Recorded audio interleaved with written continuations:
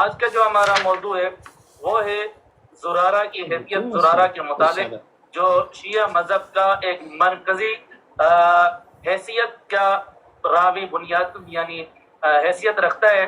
اس سے پہلے جو ہماری اسٹریم تھی وہ اسٹریم تھی کیا شیعہ مذہب کے اصول کے مطابق آئمہ جن کو یہ 12 امام مانتے ہیں کیا وہ عالم الغیب ہیں یا نہیں ہے. وہ اسٹریم پچھلے بدھ گزر گئی، وہ آپ سماعت فرما سکتے ہیں. ابھی جو لیکچر ہوگا مولانا نصیر احمد عثمانی صاحب کا وہ ہوگا زرارہ کے متعلق کہ شیعہ مذہب کی جو بنیاد ہے جس سے شیعہ مذہب نے دین پورا لیا ہے، جس نے شیعہ مذہب کے مطابق امام سے پورا دین سیکھا ہے اس کے متعلق ہوگا انشاءاللہ. مولانا نصیر صاحب ابھی لیکچر دیں گے، آپ لیکچر سماعت فرمائیں. بسم اللہ الرحمن الرحیم. ناظرین السامعین السلام علیکم ورحمۃ اللہ وبرکاتہ.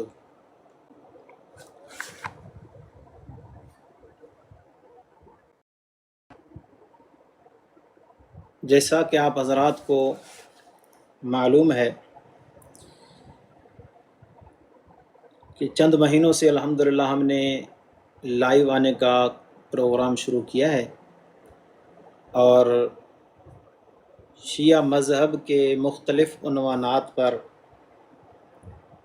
ہم آپ حضرات کے سامنے اپنے معاف ضمیر کو بیان کرتے ہیں، اور یہ صرف اس لیے ہے تاکہ شیعہ مذہب اور اہل اسلام کے بیچ میں شیعہ مذہب کے ذاکرین وغیرہ جو منافرت پھیلانے کی کوشش کرتے ہیں اور اپنے قد کو اونچا دکھانے کی کوشش کرتے ہیں، ہم اس صورتحال اور اس طرح کے معاملے کو ختم کرنا چاہتے ہیں کہ اگر شیعہ مذہب کا بنیاد ہی اکھڑ جائے تو پھر یہ خواہ مخواہ صرف اور صرف ایک فتنہ ہی ہوگا کہ بنیاد اکھڑنے کے بعد بھی اسی بات کے اوپر زور دینا اور ایسے مسائل کو لے کر امت میں انتشار پھیلانا، یہ پھر کسی فتنہ باز بندے اور شخصیت کا کام ہی ہو سکتا ہے. اس سلسلے میں ہم نے بہت سے پروگرام الحمدللہ آپ حضرات کے ساتھ کیے ہیں، اور اسی سلسلے کی ایک کڑی ہے کہ شیعہ مذہب میں بھی معصومین کے بعد دین غیر معصومین سے لیا جاتا ہے، اور ان ذاکروں نے اپنے لوگوں کو اور اپنی عوام کو صرف یہ ایک قسم کا لولی پاپ سمجھیں دیا ہوا ہے کہ ہم معصومین سے دین لیتے ہیں، اور جو ہماری جان ہے سنی مومن تو ہمیں نہیں مانتے، جان مانتے ہیں، اور پھر اسی جان کو نکالتے بھی ہیں. مختلف ملکوں میں آپ نے دیکھا بھی ہے کہ کیسے اہل سنت والجماعت کا قتل عام کرتے ہیں. تو یہ غیر معصومین سے دین لیتے ہیں رسول اللہ صلی اللہ علیہ وسلم کے بعد. تو ہم نے سوچا کہ شیعہ مذہب کو دیکھیں کہ واقعتاً اس ادعا کے اندر شیعہ مذہب سچا ہے یا یہ ایک صرف بناوٹی بات شیعہ مذہب نے کی ہے جس کی کوئی حقیقت نہیں ہے. تو جب ہم نے ان کے رجال کی کتب کو کھولا اور دیکھا تو پتہ چلا کہ شیعہ مذہب تو گیا گزرا ہے اس مسئلے میں. امت مسلمہ رسول اللہ صلی اللہ علیہ وسلم کے بعد جن شخصیات سے دین لیتی ہے تو انہیں سچا مانتی ہے اور انہیں عادل مانتی ہے، اور وہ ہیں کہ خالق کائنات نے اپنی کتاب میں جن لوگوں کو اولئک هم الصادقون، اولئک هم المفلحون، اولئک هم الراشدون، اولئک هم المہتدون، اولئک هم المؤمنون حقا، کہ ان کا ہے ایمان پکا، اور وہ افراد ہیں کہ جن کے اوپر رسول اللہ صلی اللہ علیہ وسلم کی موجودگی میں دین کی دعوت کا بوجھ رکھا گیا کہ وَلْتَكُمْ مِنْكُمْ أُمَّةٌ يَدْعُونَ إِلَى الْخَيْرِ يَأْمُرُونَ بِالْمَعْرُوفِ وَيَنْهَوْنَ عَنِ الْمُنْكَرِ، کہ اے اہل ایمان تمہارے اندر ایک جماعت ہونی چاہیے جو امر بالمعروف اور نہی عن المنکر کرے، دین کی دعوت دیتی رہے۔ اگرچہ ہم اہل سنت والجماعت مسلمان اس جماعت کو معصوم نہیں مانتے، لیکن خالق کائنات نے انہیں مومن کہا، کامیاب کہا، سچا کہا، اور پھر باقیوں کو حکم کیا کہ کونوا مع الصادقین، کہ سچوں کے ساتھ ہو جاؤ۔ تو الحمدللہ رسول اللہ صلی اللہ علیہ وسلم کے زمانے سے لے کر ان سچوں کی اتباع میں دین کی دعوت اور دین کا کام چلنا شروع ہوا۔ 1400 سال گزرنے کے باوجود بھی امت مسلمہ ان پہلے مومنین کو عادل سچا مان کر انہی سے رسول اللہ صلی اللہ علیہ وسلم کا دین لیتے ہیں۔ اس کے مقابلے میں شیعہ مذہب آیا اور انہوں نے کہا کہ ہم صحابہ اکرام سے، جن کو اللہ نے مومن کہا ہے، جن کو اللہ نے سچا کہا ہے، جن کے اوپر اللہ نے فرمایا کہ اولئک علیہم صلوات من ربہم ورحمہ، کہ جن کے اوپر اللہ نے صلوات بھیجی ہے، اور پھر جن کے اوپر رسول اللہ کو حکم ہوا کہ اے پیغمبر پاک صلی اللہ علیہ وسلم وصلی علیہم ان صلاتک سکن لہم، آپ اپنے اصحاب پر صلات بھیجئے، یہ آپ صلات ان پر بھیجتے ہیں تو ان کے دلوں کو سکون مل جاتا ہے۔ ایسوں سے ہم دین نہیں لیں گے، شیعہ مذہب نے یہ اصول اپنایا۔ تو پھر کس سے لیتے ہو؟ تو انہوں نے کہا کہ ہم معصومین سے لیں گے جو رسول اللہ کے بعد دین کے محافظ ہوں، دین کے نگہبان ہوں، اور ان کے لیے معصوم ہونا شرط ہے۔ اگر وہ معصوم نہیں ہوں گے تو دین کیسے محفوظ ہوگا، دین کیسے بچائیں گے؟ بہرحال پھر جب ہم نے ان معصومین کا حال دیکھا تو دین بچانے کے معاملے کو ترک کر کے اپنی جان بچانے میں لگ گئے۔ دین جائے تو جائے لیکن ہماری جان نہ جائے، پوری زندگی وہ تقیہ کرتے کرتے کرتے کرتے دنیا سے چلے گئے۔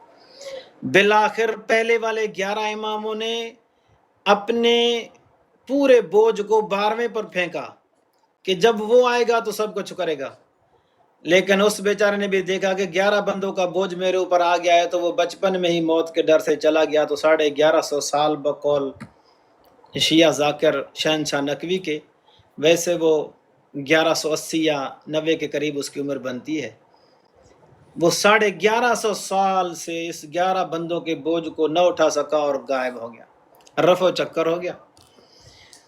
اب آ گئی بات کہ 11 امام بھی چلے گئے، وہ بھی بیچارے معصوم تو ان کی سوچ میں ہیں، مگر وہ دین کی بات نہ کر سکے، تقیہ کر کے زندگی گزار گئے، اپنی جان بچانے کے لیے دین کو داؤ پر لگا دیا۔ اور پھر 12ویں کے چکر میں انہوں نے بھی دین کی بات نہیں کی، اور 12ویں کے اوپر انہوں نے سارا بوجھ رکھا، تو وہ ان سے ہی آگے چلا گیا کہ وہ تو اپنی دنیا والی زندگی جو تھی، کسی کی 40، کسی کی 50، کسی کی 60، کسی کی 63، وہ تو گزار کر چلے گئے، یہ بیچارہ 5 سال کی عمر میں ہی چلا گیا۔ اس کو کہتے ہیں سندھی میں ڈاچی ڈیت توڑی 13۔ یہ ایک مثال ہے کہ اونٹنی اگر 10 قدم اٹھاتی ہے تو جو اس کے بچے ہوتے ہیں وہ 13 قدم آگے ہوتے ہیں۔ تو اس بیچارے نے 13 قدم اور آگے بڑھ کر کام کیا کہ سب کچھ لے کر اور غائب ہو گیا۔ اب اس کا کسی کو پتہ نہیں، نہ وہ دکھنے میں آتا ہے، نہ وہ کسی محفل میں ملتا ہے، نہ وہ دین کے معاملات میں۔ شیعہ مذہب نے اپنے ہی دین کے اندر خود کتنی تحریفات کی ہیں، کتنے تغیرات کیے ہیں۔ جو ہلاک کے ہاتھوں میں دین چلا گیا، امام ان کے بقول دیکھتا ہے لیکن کبھی بھی زبان سے کسی کو نہیں کہا کہ تو نے یہ غلط کام کیا ہے، تو یہ غلط کیوں کر رہا ہے۔ تو اس بیچارے کا کوئی فائدہ بھی نہیں ہوا۔ اور پھر وہی عوام اس معاملے میں رجوع پھر بھی غیر معصومین کی طرف کرتے ہیں۔ تو معصومین تو ان کے ہاں بھی چلے گئے۔ اب بات آ گئی غیر معصومین کے اوپر کہ غیر معصومین سے پھر ان لوگوں نے کہا کہ چلو دین لینا شروع کرتے ہیں۔ تو اسی جگہ پر آ کر ٹھہرے جو اہل اسلام پہلے دن سے کہہ رہے تھے کہ رسول اللہ صلی اللہ علیہ وسلم کے بعد کسی کو معصوم بنانے کی ضرورت نہیں ہے، اور وہ غیر معصوم ہو کر اگر سچا ہے تو امت میں اس کی کتنی بڑی عزت ہوگی کہ یہ رسول اللہ صلی اللہ علیہ وسلم کی محفل میں بیٹھنے والا اور رسول اللہ صلی اللہ علیہ وسلم کی صحبت کا اثر اٹھانے والا، کہ وہ پوری زندگی سچا رہا۔ یہ میں اپنی طرف سے نہیں کہہ رہا، جعفر صادق رحمہ اللہ سے پوچھا گیا کہ رسول اللہ صلی اللہ علیہ وسلم کے صحابہ رسول اللہ کی طرف نسبت دے کر جو احادیث بیان کرتے ہیں، باتیں بیان کرتے ہیں، کیا ان باتوں کے بیان کرنے میں وہ سچے ہیں یا جھوٹے ہیں؟ تو اصول کافی جلد اول باب اختلاف الحدیث کے اندر روایت موجود ہے، امام نے کہا بل صدقو، محمد الرسول اللہ صلی اللہ علیہ وسلم کے صحابہ سچ ہی سچ بولتے۔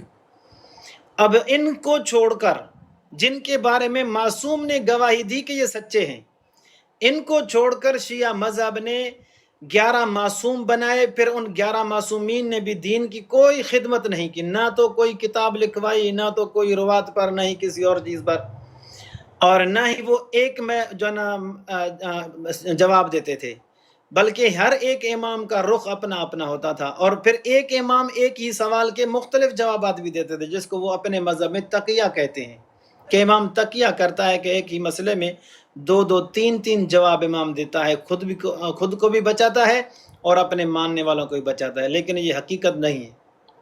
یہ بھی شیعہ مذہب نے ایک جھوٹ گھڑا اور اپنے مذہب کو بچانے کی کوشش کی کہ جب کوئی پوچھے کہ یہ امام ہے، معصوم ہے، ایک مسئلے میں 3 جھوٹی باتیں کر رہا ہے، تو پھر ہم لوگوں کو کیا جواب دیں گے؟ تو انہوں نے اس کے لیے یہ ایک طریقہ نکالا کہ بھائی امام جھوٹ نہیں بولتا، امام تقیہ کرتا ہے۔ پھر پوچھو تقیہ کیا ہے؟ تو تقیہ کی تعریف کرتے ہیں کہ اندر میں ایمان جو ہے نا چھپانا، کفر چھپانا، اور اندر باہر سے ایمان کا اظہار کرنا، تو یہ تقیہ ہے ان کے مذہب کے مطابق۔ تو یہ امام تقیہ کرتے تھے، سچی بات اندر چھپاتے تھے اور جھوٹ جو ہے وہ ظاہر کرتے تھے جان بچانے کے لیے۔ تو بہرحال شیعہ مذہب نے بھی 11 امام معصومین سے تو دین گویا کہ نہ لیا، کیونکہ ان کے بعد پھر بھی وہ اسی ہی اصول پر آ گئے جس میں وہ غیر معصومین کے محتاج بن گئے۔ حالانکہ امت مسلمہ پہلے دن سے غیر معصومین سے دین لے کر اور ان غیر معصومین صحابہ کرام کو سچا مانتی ہے، عادل مانتی ہے، اور انہیں نیک اور پرہیزگار اور جنتی مانتی ہے، لیکن شیعہ مذہب نے کہا کہ نہیں، ہم ان کو نہیں مانیں گے۔ جب انہوں نے صحابہ کرام کو چھوڑا تو اللہ تعالیٰ نے بھی، اللہ بھی تو عادل ہے نا، تو ان کو ابو بصیر، زرارہ، برید اور جمیل بن دراج اس جیسے راویوں کے پیچھے لگا دیا کہ اب چلو دیکھتے ہیں کن سے دین لیتے ہو۔ تو آج ہم اس مسئلے پر بات کریں گے کہ شیعہ مذہب غیر معصومین سے دین لیتا ہے، یہ یقینی بات ہے۔ معصوم کے اینڈ ہونے کے بعد وہ غیر معصوم کے محتاج ہیں، تبھی ولایت فقیہ کی احتیاجی ان کو پیش آئی اور انہوں نے ولایت فقیہ کے منصب کو نکالا، اور پھر اس منصب پر جس کو بٹھاتے ہیں وہ ہے ہی غیر معصوم اور اس کے پاس اتنا علم بھی نہیں ہے، لیکن پھر بھی کہتے یہی ہیں کہ ہم معصومین کے بیچ ہیں۔ بھائی یہ کون سے معصومین ہیں؟ کوئی خوئی، کوئی سیستانی اور خمینی، خامنائی، یہ تو سارے غیر معصومین ہیں۔ خمینی اور خامنائی کے مسائل اور حالات تو شیعہ ذاکر حسن علیہ نرجسی نے واضح بتا دیے کہ ان کا حال کیا ہے۔ وہ بیچارے 10 منٹ 20 منٹ پیچھے ہیں، مقبولیت والی زندگی گزار کر گئے ہیں، اور یہ پھر بھی انہی کے بتائے ہوئے مسائل اور قیاسی مسائل اور اجتہادی مسائل پر عمل کر رہے ہیں۔ تو اب ہم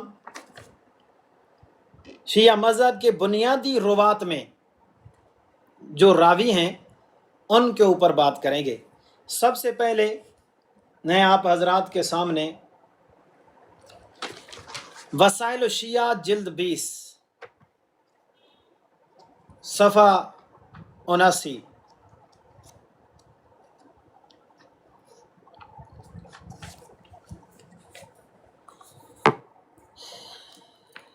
اس میں ہے کہ،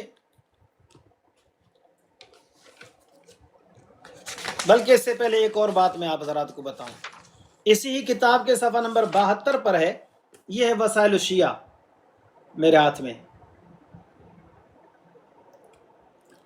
یہ وسائل الشیعہ ہے तालीफ है अशेख मोहम्मद बिन हसन अल हुर अल आमली, ये में मंशूरात इस्लामिया तेहरान से ये छपी हुई किताब है। इसके सफ़ा नंबर 72 पर इसने लिखा है कि रवा अन सादिक मिन रिजाल मा युकारिब अरबअत आलाफ रजुलिन, कि जाफ़र सादिक से हदीसें नकल करने वाले जो लोग हैं वो 4000 के करीब हैं। व बरज़ तालीम ही मिनल फ़ुक़हाइल अफ़ाज़िल जम्मुन गफ़ीरुन, और फिर इस जाफ़र सादिक के इन शागिर्दों 4000 शागिर्दों में से एक जम्म गफ़ीर फ़कीह और फाजिल बनकर निकला। उनमें सबसे पहला नाम है ज़ुरारा बिन आयुन।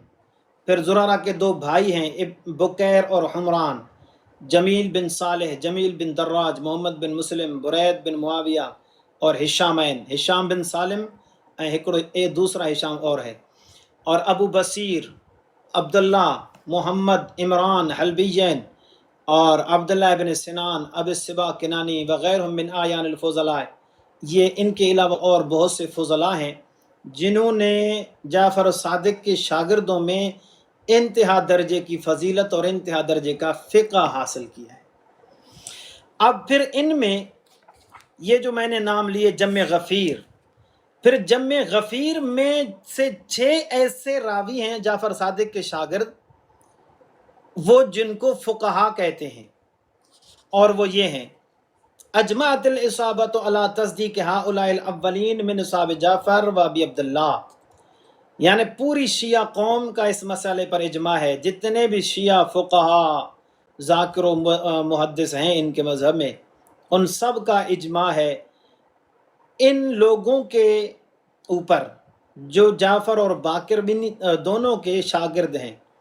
वनक़ादु लहुम बिलफ़िक़्ह, फ़िक़ही मामलात में इनके सामने अपनी गर्दन को झुकाते हैं, यानी फ़िक़ही मामलात में रुजू इनकी तरफ करते हैं। और ये कौन कौन हैं, अब इनके नाम आप हज़रात सुन लीजिए। अफ़क़हुल अव्वलीन, जाफ़र और बाकिर के शागिर्दों में से पहले सब फ़क़ीह वो 6 हैं, सित्ततुन, ज़ुरारा, मारूफ़ बिन खरबूज, बुरैद, अबू बसीर असदी, फ़ुज़ैल बिन यसार, मोहम्मद बिन मुस्लिम ताइफ़ी। और फिर इन 6 में से जो अफ़क़हु सित्तत है वो ज़ुरारा है, इसलिए हमने भी पहला उन्वान ज़ुरारे पर रखा, और हमने उन्वान ये दिया कि ज़ुरारा वमा अदराक मस ज़ुरारा रजुलुन लानहु जाफ़र सादिक व कफ़रहु व क़ाल फ़ी हक़्क़िही इन्नक शर्रुम मिनल यहूद वन नसारा। ये है ज़ुरारा। तो ये ज़ुरारा साहिब है, इसके ऊपर आज हम बात करेंगे कि ज़ुरारा किस पाए का रावी है। मासूम का शागिर्द है। अब आप इसको किसी आम उस्ताद का शागिर्द न समझें, बल्कि ये मासूम का शागिर्द समझें, और मासूम का शागिर्द सहाबी होता है। दूसरे लफ्ज़ों में यूं समझें कि जाफ़र सादिक शिया मज़हब में नबी है और ज़ुरारा उसका सहाबी है, क्योंकि अबू बसीर और ज़ुरारा वालों से ही बहुत सी बसायर वगैरह के अंदर रिवायतें हैं कि जाफ़र सादिक को कहते थे कि लोग जो है ना आपको नबी समझते हैं कि आप नबी हैं, तो उस पर कभी जवाब देते थे, कभी बेचारे चुप हो जाते थे। तो बहरहाल ये मासूम का शागिर्द है, और मासूम की सोहबत का ये असर है कि मासूम की सोहबत में रहने वाले को सच्चा होना चाहिए। मासूम की सोहबत के असर इस तरह होना चाहिए कि मासूम की सोहबत में रहने वाला मरहूम होना चाहिए, मर्जी होना चाहिए, उसके लिए रज़ी अल्लाह के अलक़ाब हों, और उसके ऊपर उसके लिए दुआएं की गई हों, और उसकी सच्चाई वाज़े हो। लेकिन आज जिस रावी पर हम बहस करेंगे, ज़ुरारा बिन आयुन बिन छिनछिन, ये ज़ुरारा बिन आयुन बिन छिनछिन जो है, ये वो रावी है कि जो मासूम का शागिर्द है, लेकिन इसके ऊपर लानत करने वाले कोई खामनाई, खुमैनी, संदूक और तूसी वगैरह या हुर आमली नहीं है। इसके ऊपर लानत करने वाला इसका इमाम मासूम जाफ़र सादिक है। एक वो पाक दामन जमात है, पाकीज़ा और मुतहर जमात है कि जो खातमुल अंबिया वल मासूमीन के शागिर्द हैं, اور وہ ہیں کہ ان کے اوپر خالق کائنات کی طرف سے اولئک علیہم صلوات من ربہم اترتی ہیں، کہ ان کے اوپر اللہ کی طرف سے رحمتوں کا نزول ہے۔ ایک وہ شاگرد ہیں جو خاتم الانبیاء والمعصومین کے ہیں، کہ جن کے لیے خالق کائنات فرماتا ہے اولئک هم الصادقون۔ ایک وہ شاگرد ہیں کہ جن کو خالق کائنات فرماتا ہے کہ اولئک هم المعتدون، اولئک هم الصدیقون، اولئک هم المتقون، یہ متقی ہیں، یہ تقوی والے ہیں، یہ سچے ہیں۔ اولئک هم الراشدون، یہ راشد ہیں، اور یہ وہ ہیں جو دین سے، ایمان سے محبت کرتے ہیں، شرک اور کفر سے نفرت کرتے ہیں۔ اور دوسرا وہ معصوم ہے جو خاتم الانبیاء والمعصومین کے بعد اپنے ہاتھ کی فیکٹری میں بنایا گیا، جسے جعفر صادق کا نام دیا جاتا ہے، اور صادق آل محمد کہا جاتا ہے جس کو۔ اسی صادق آل محمد نے اپنے شاگرد زرارہ بن آین بن سنسن کے ساتھ کیا حشر کیا ہے، وہ شیعہ کتابوں میں لکھا ہوا ہے، آج ہم آپ حضرات کے سامنے وہ پیش کرنے جا رہے ہیں۔ تو اس میں افقہ ستت زرارہ ہے، وسائل شیعہ کے بقول، حر عاملی کے بقول صفحہ نمبر 79 اس میں ہے کہ افقہ ستت زرارہ، ان میں سب سے زیادہ فقیہ جو ہے وہ زرارہ ہے۔ اب ہے اس زرارہ کا پورا نام کیا ہے، وہ میں آپ حضرات کے سامنے رکھ رہا ہوں، اسی ہی کتاب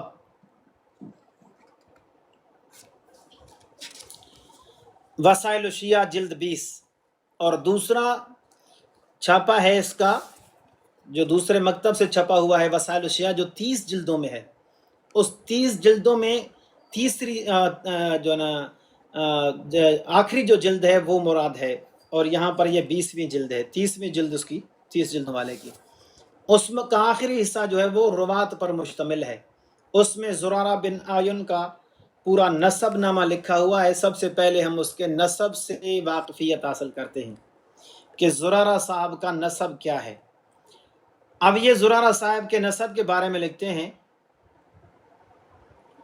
کہ زرارہ بن آین اسمہ عبد ربہ یکنہ ابو الحسن، اس کی کنیت ابو الحسن ہے، زرارہ اس کا لقب ہے۔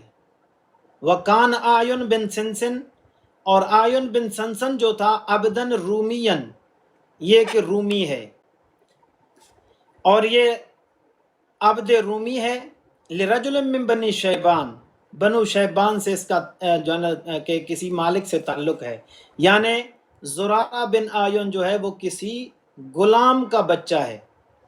جب اس کے باپ نے یعنی آین نے تعلیم قرآن حاصل کی تو اس کے مولا نے اسے کہا تو نے قرآن پڑھا ہے، اب میں تجھے اپنا غلام کیسے رکھوں، میں تجھے آزاد کرتا ہوں۔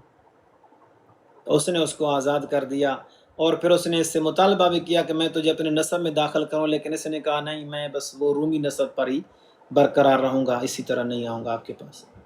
تو اس کا یہ پورا نام ہے زرارہ بن آین بن سنسن رومی، اور یہ غلام کا بچہ ہے۔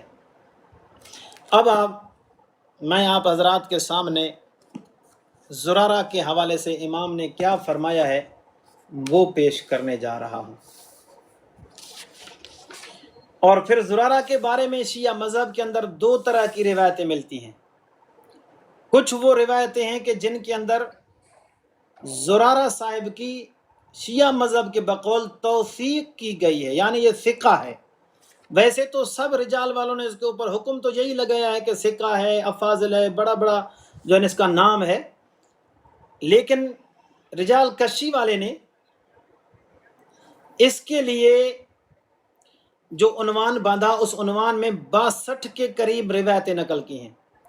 ان 62 کے قریب روایتوں میں سے 12 یا 13 روایتیں ایسی ہیں جو زرارہ صاحب کے بارے میں ہیں کہ یہ اچھا بندہ ہے، لیکن اس کی اچھائی کیا ہے، کتنی حد تک ہے، ان روایتوں پر بھی میں بات کروں گا آپ حضرات کے سامنے۔ اور اس کے بعد جو روایتیں آتی ہیں وہ ساری روایتیں وہ ہیں جن میں امام صاحب نے یعنی جعفر صادق نے زرارہ کے اوپر لعنتیں کی ہیں، زرارہ کو شر من الیہود والنصارى کہا ہے، اور زرارہ کے لیے کہا ہے کہ یہ میرے والد صاحب یعنی باقر کے اوپر جھوٹ بولتا تھا۔ اب ایسا راوی جب آپ حضرات کے سامنے آ جائے گا تو پھر شیعہ مذہب کی حقیقت بھی آپ کے سامنے کھل کر آ جائے گی، اور وہ شیعہ عوام جنہیں ابھی تک پتہ نہیں کہ ہمارے مذہب کے راویان کی حالت کیا ہے، جو معصوم کی صحبت میں رہیں وہ ملعون ہیں، جو معصوم کے ساتھ رہے وہ مطرود ہیں، جو معصوم کے ساتھ رہے معصوم نے ان کے اوپر فتویٰ دی کہ یہ شر من الیہود والنصارہ ہے، اور پورا دین ان سے لے کر پھر اس کے اوپر عمل کرتے ہیں۔ صرف شیخ صدوق نے اس سے 2,500 کے قریب روایتیں لکھی ہیں، اور چیٹ جی پی ٹی کے مطابق 4,500 روایات پلس میں 4,500 روایات صرف کتب اربع میں اسی زرارہ سے ہیں، جس زرارہ کے حالات کو آج ہم پڑھنے اور سننے اور سنانے جا رہے ہیں۔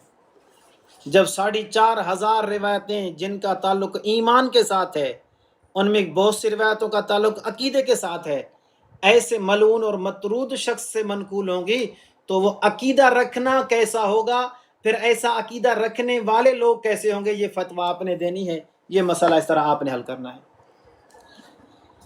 تو یہ ہمارے سامنے ہے رجال کشی۔ ابھی آپ حضرات کے سامنے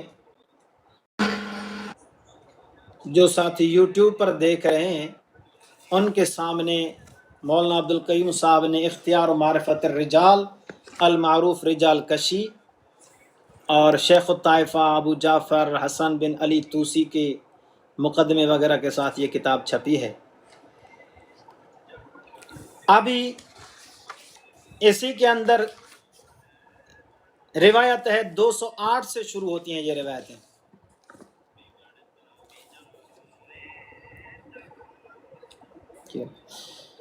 آواز 208 سے دیکھو، یہ زرارہ بن آیون ہے۔ یہ زرارہ بن آیون، اس کے بارے میں رجال کشی والے نے پہلی روایت لکھی ہے۔ یار فیس بک انٹرپٹ ہے تو فیس بک کٹ دکھا دیں۔ ارے نہ نیٹ جو مسلم پہلی روایت ہے 208۔ یہ آپ حضرات کے لیے مولانا تصویر کو تھوڑا بڑا کریں تاکہ سب کو صحیح طریقے سے نظر آ جائے۔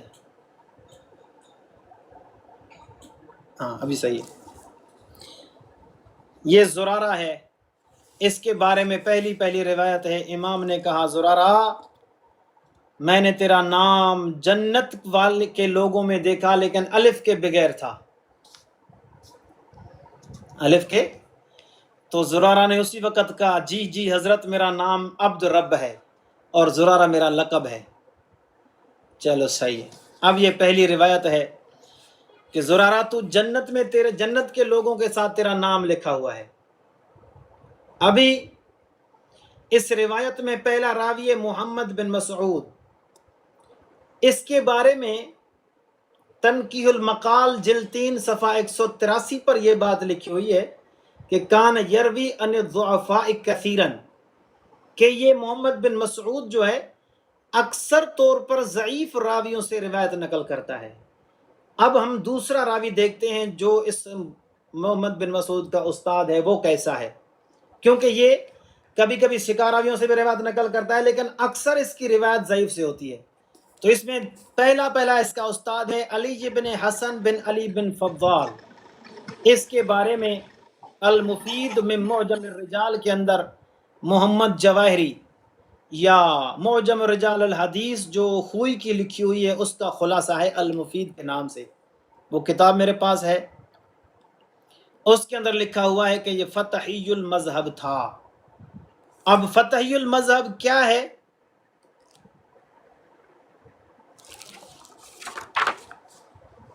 اس کے بارے میں رجال کشی خود اس صفحہ نمبر 185 پر لکھتے ہیں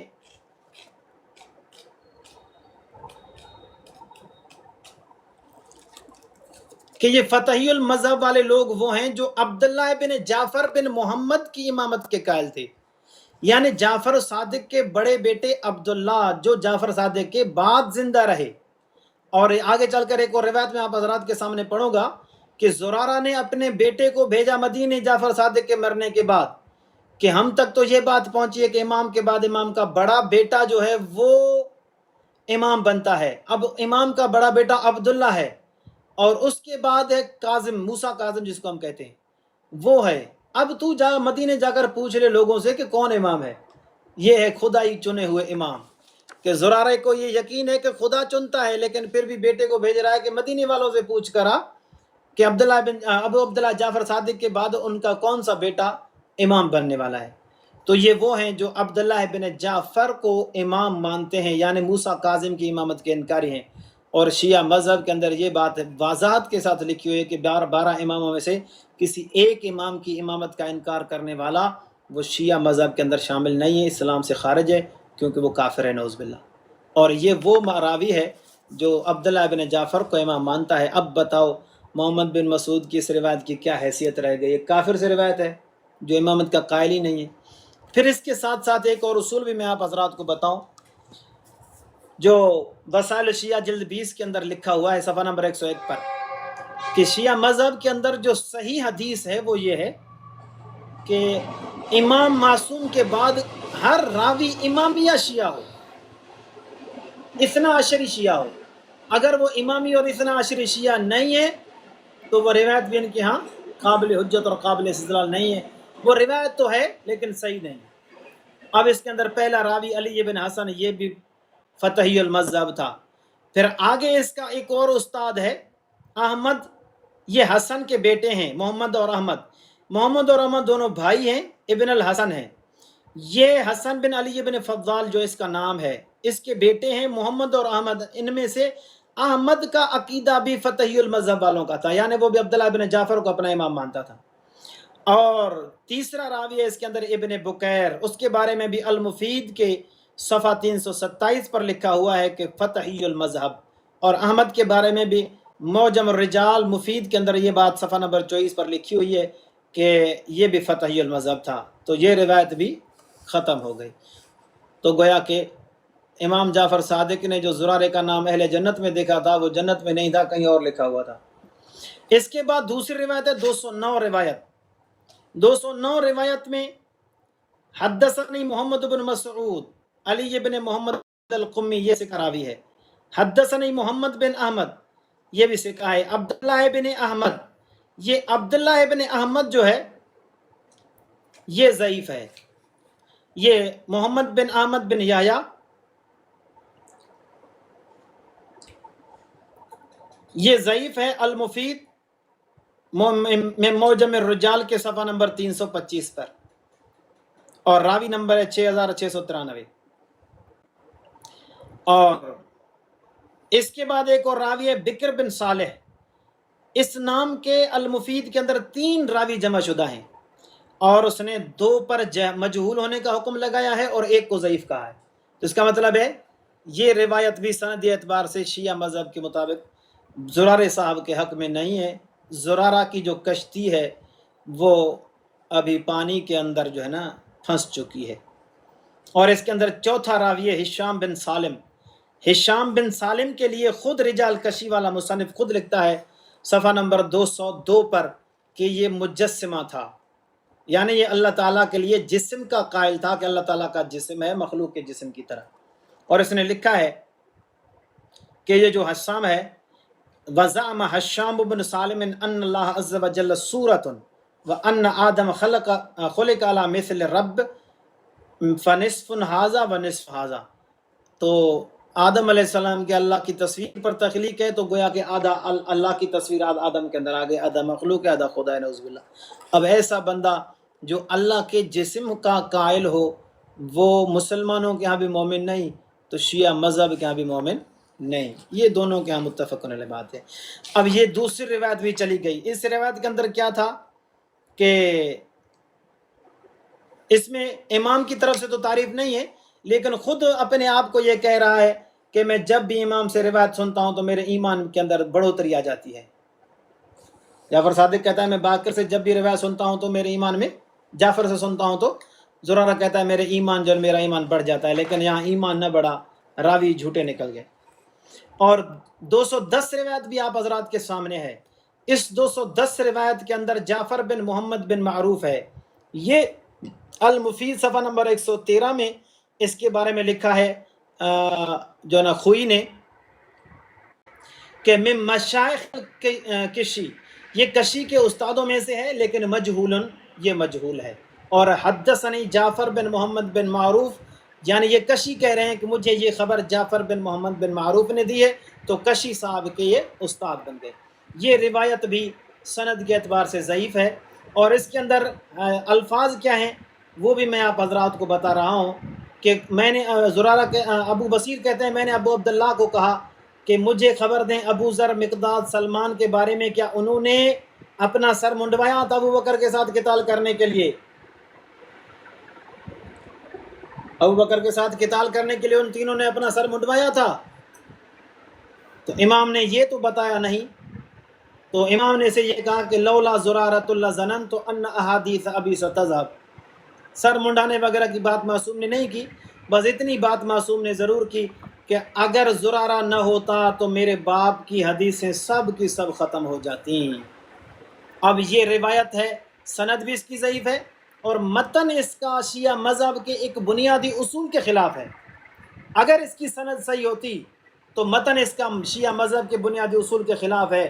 وہ شیعہ مذہب کا بنیادی اصول کیا ہے کہ امام کے بعد احادیث اور اس کے اقوال اور اس کے علم کو سنبھالنے والا دوسرا معصوم ہوتا ہے۔ تو اس کا مطلب ہے جعفر صادق کے پاس یہ علم کی سنبھال کی طاقت نہیں تھی جو غیر معصوم کے لیے کہا کہ وہ دین کا محافظ ہے۔ حالانکہ شیعہ مذہب کا اصول یہ ہے کہ معصوم کے بعد معصوم کا دین کی حفاظت کے لیے ہونا ضروری ہے۔ تو یہ متن اس اصول کے خلاف ہے کہ اس کے اندر معصوم غیر معصوم کو دین کا محافظ کہہ رہا ہے، حالانکہ شیعہ مذہب کا اصول یہ نہیں۔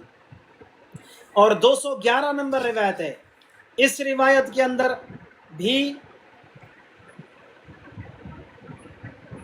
حمدوے بن نصیر سے یہ روایت ہے،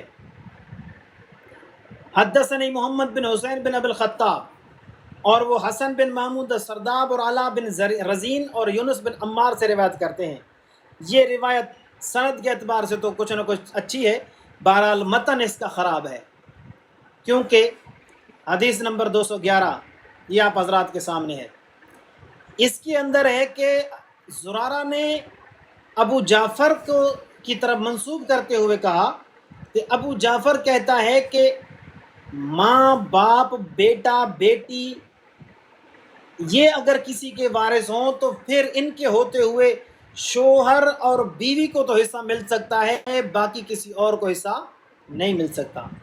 تو ابو عبداللہ نے کہا اما ما رواہ زرارۃ عن ابی جعفر فلا یجوز لی ردہ، زرارہ نے جو میرے باپ سے روایت نقل کی ہے اس کو رد کرنا تو میرے لیے جائز نہیں ہے، لیکن میں قرآن کو دیکھتا ہوں، قرآن اس حدیث کے خلاف بات کرتا ہے۔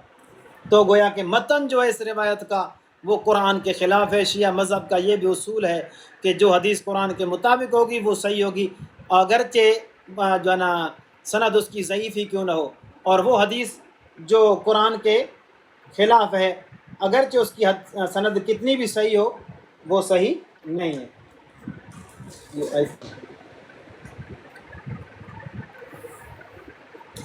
تو یہ روایت متن کے اعتبار سے جو ہے نا قرآن کے خلاف ہے۔ خود معصوم نے کہا کہ یہ قرآن اس کے خلاف کہتا ہے مجھے۔ تو اب یہ زرارے کی بات ابو جعفر کی طرح منسوب کر کے اور امام کا یہ کہنا کہ اب میں اس کو کیا کروں تو نہیں کر سکتا، تو یہ بات غلط ہے۔ بہرحال زرارے کی ثقافت یہاں سے پھر بھی ثابت نہ ہوئی، کیونکہ جب پہلے معصوم نے ہی قرآن کے خلاف بات کی ہے تو وہ بھی روایت قابل قبول نہیں ہے، چاہے جائے کہ زرارہ اس کی طرح منسوب کرے۔ اور دوسری بات، ایک اور بات بھی پتہ چلا کہ اگر یہ روایت شیعہ مذہب صحیح مانیں گے تو پھر اس کا مطلب ہے معصومین کو غیر معصومین حدیثیں بتاتے تھے، حالانکہ شیعہ مذہب کا اصول یہ ہے کہ معصوم کے سارے غیر معصوم محتاج ہیں، معصوم علم میں کسی کا بھی محتاج نہیں، ورنہ پھر مانو کہ جعفر صادق جو وہ زرارے کا محتاج تھا، تو عقلی طور پر بھی یہ روایت صحیح نہیں، نقلی طور پر بھی نہیں۔ اگلی روایت ہے وہ عجیب و غریب روایت ہے، وہ بھی قابل سماعت ہے۔ زرارہ کہتے ہیں کہ لو حدثت بکل ما سمعت من ابی عبداللہ، اگر میں ابو عبداللہ کی ساری حدیثیں تمہیں سناؤں تو لن تفخت الرجال علی الخشب، تو مردوں کے جو ذکر ہیں وہ لکڑیاں بن جائیں، بس میں اتنا کہوں گا. اب اس میں امام کی کون سی اس نے تعریف کی ہے معصوم کی، وہ آپ حضرات جو ہے نا خود اس کا اردو ترجمہ گوگل وغیرہ پر لگا کر سکتے ہیں آپ اس روایت کا ترجمہ. 212 روایت جو ہے اس کا. میں نہیں کرتا کیونکہ لائیو چل رہی ہے بات اور یہ بہت سے لوگ سن رہے ہیں. اگلی روایت ہے کہ اس کے اندر ہے کہ جمیل بن دراج کہتے ہیں کہ ہمارا اس کے ساتھ بیٹھنا، زرارہ کے ارد گرد بیٹھنا، یہ اتنی قد آور علمی شخصیت تھی کہ ہم جب اس کے ساتھ بیٹھتے تھے تو یہ بچے لگتے تھے. بس اتنی سی بات ہے. لیکن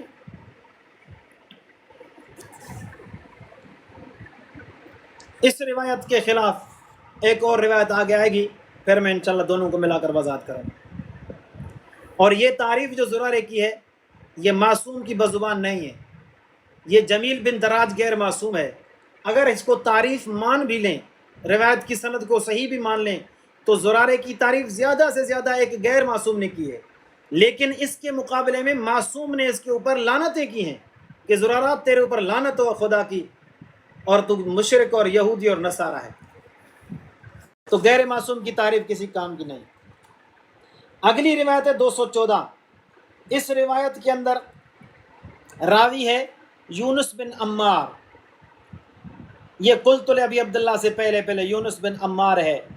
اس نام کے 2 راوی ہیں اور المفید 680 پر لکھا ہوا ہے کہ دونوں مجہول ہیں. تو یہ روایت بھی ختم. اگلی روایت ہے 215. 215 روایت میں ایک راوی ہے عروہ، قاسم بن عروہ. قاسم بن عروہ کے لیے المفید کے اندر لکھا ہوا ہے 464 پر کہ یہ مجہول ہے. اور یہ المفید میں موجم الرجال ہے.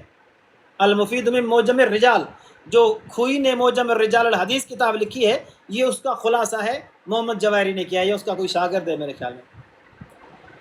اور اگلی روایت ہے روایت نمبر 216.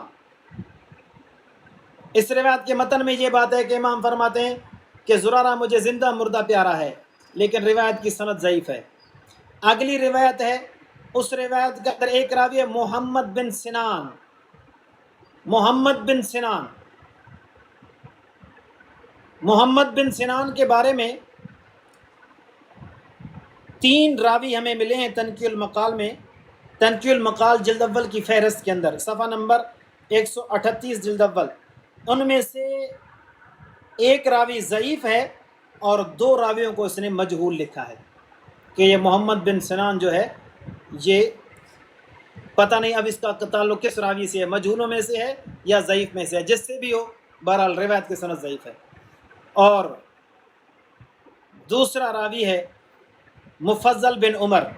مفضل بن عمر کے بارے میں المفید میں موجم الرجال صفحہ نمبر 617 پر لکھا ہوا ہے کہ اس نام کے 2 راوی ہیں اور یہ دونوں ثقہ ہیں، لیکن اس کا جو استاد شاگرد ہے محمد بن سنان جو اسے نقل کر رہا ہے وہ ضعیف ہے، کیونکہ وہ آگے خود کسی اور کو بیان کر رہا ہے.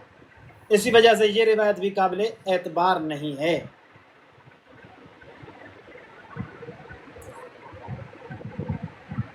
اب جب روایت کی سند ہی قابل اعتبار نہیں ہے تو اس کے متن کے اوپر بحث کرنا میرے خیال میں وقت کا ضیاع نہیں ہوگا. اگلی روایت ہے نمبر 217. 217 روایت ہے. اس روایت کا ایک راوی ہے محمد بن ابی عمیر.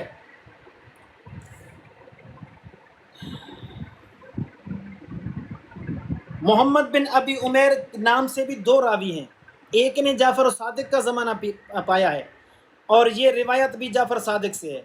جس نے جعفر صادق کا زمانہ پایا ہے اس کے بارے میں المفید کے 488 صفحے پر لکھا ہوا ہے کہ یہ مجہول ہے. تو یہ روایت بھی ایک راوی اس کا ضعیف. دوسرا راوی اس کے اندر ابراہیم بن عبد الحمید. یہ روایت آپ حضرات کے سامنے ہے، روایت نمبر 17. 217 آپ دیکھیں، خود پڑھیں، میں نام لے رہا ہوں بس، کیونکہ کتابیں دکھاؤں ایک ایک راوی پر تو بہت ٹائم لگ سکتا ہے اس میں. تو دوسرا راوی ابراہیم بن عبد الحمید. ابراہیم بن عبد الحمید کے نام سے مفید کے اندر مجھے 2 راوی ملے اور دونوں واقفی المذہب ہیں. اور واقفی مذہب کیا ہے؟ یہ امام کی بزبانی جعفر صادق اور موسیٰ رضا کی زبانی میں آپ کو بتا رہا ہوں کہ امام رضا فرماتے ہیں کہ واقفی مذہب جو لوگ ہیں ہم کلاب ممتورہ، تنقیل المقال میں لکھا ہوا ہے کہ یہ وہ کتے ہیں جو برسات میں بھیگے ہوئے ہیں. جیسے برسات کے بھیگے ہوئے کتے سے ہر بندہ خود کو بچاتا ہے، اس کے قریب نہیں جاتا کہ اگر وہ چھینٹے وغیرہ لگائے گا تو کپڑے ناپاک ہو جائیں گے. تو امام رضا کہتے ہیں کہ یہ جو واقفی المذہب لوگ ہیں ان سے خود کو ایسے بچاؤ جیسے برسات میں بھیگے ہوئے کتے سے بچایا جاتا ہے.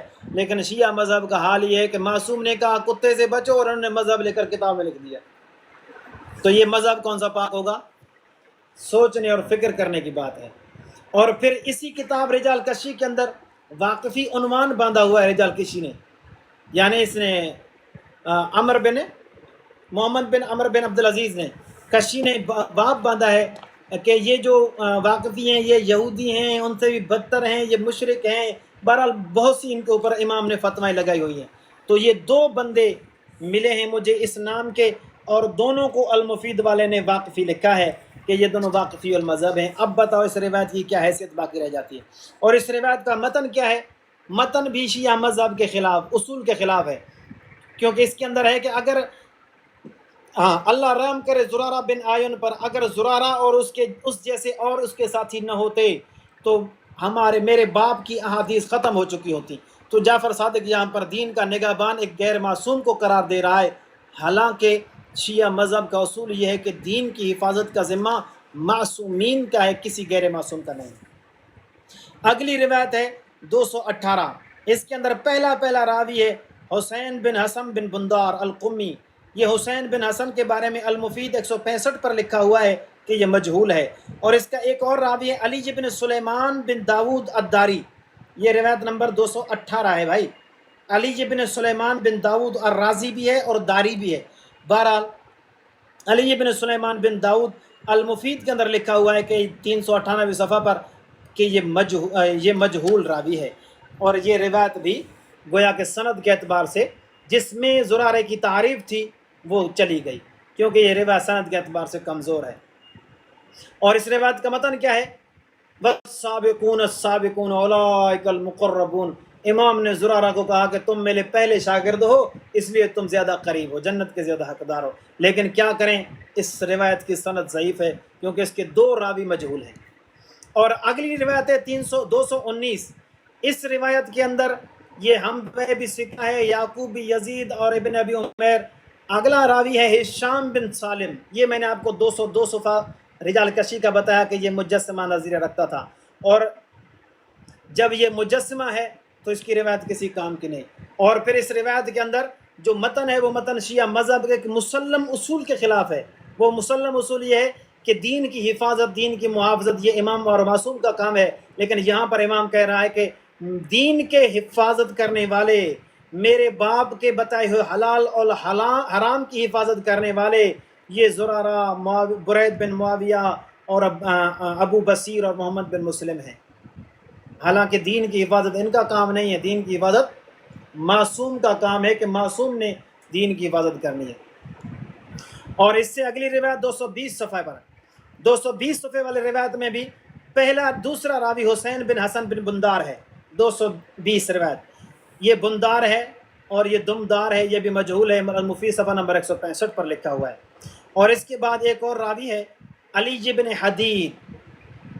علی بن حدید کی کچھ علماء نے توثیق کی ہے، لیکن یہ خوئی صاحب لکھتے ہیں الا ان التوثیق علی بن ابراہیم لہو معارض. علی بن ابراہیم قمی نے جو علی بن حدید کی توثیق کی ہے اس کے مقابلے میں تضعیف موجود ہے جو شیخ طوسی صاحب نے کی ہے. اس وجہ سے گویا کہ فلا یمکن الحکم بوثاقتہ، علی بن حدید کو ثقہ کہنا یہ ممکن نہیں ہے کیونکہ لوسی صاحب جیسے محدث نے اس کو ضعیف کہا ہے. یہ بھی المفید صفحہ نمبر 388 ہے. اور اب یہ روایت بھی وہی بات ہے کہ یہ میرے باپ کے بہت بڑے قریب ہیں اور زندہ مردہ یہ میرے شیعہ ہیں، یہ بدعتوں سے نفرت کرتے ہیں اور سنت سے محبت کرتے ہیں. لیکن جب بصائر درجات اصول کافی کا پہلا حصہ پڑھا جائے نا، پہلی جلدوں کو پڑھا جائے تو ابو بصیر اور ان سے جو روایتیں نقل کی ہوئی ہیں نا تو بندہ اپنے کانوں کو ہاتھ لگائے گا کہ یہ اتنے بڑے مشرک اور کافر تھے، بدعتی تھے، کہ انہوں نے اماموں کے بارے میں خدائی صفات کی باتیں نقل کی ہیں گھڑ کر۔ اور اگلی روایت ہے 221۔ اس 221 روایت میں جو ایک راوی ہے حسین بن حسن بن بندار، وہی راوی، وہ مفید 165 پر اس کو ضعیف کہا ہوا ہے۔ اور پھر یہ روایت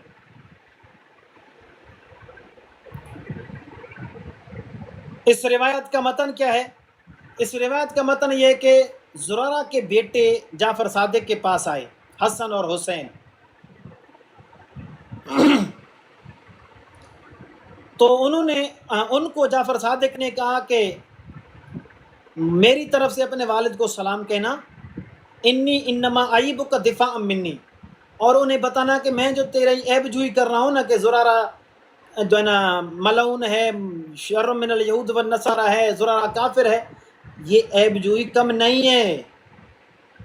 عیب جوئی کے لیے اور الفاظ نہیں تھے امام کے پاس کہ امام نے ڈائریکٹ کہا زرارہ کافر ہے، یہود و نصارہ سے بھی زیادہ شر ہے، شریر ہے۔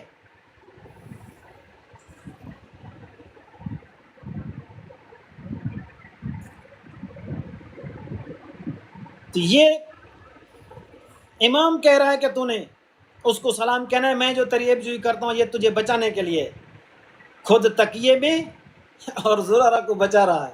یہ حال دیکھو اماموں کا۔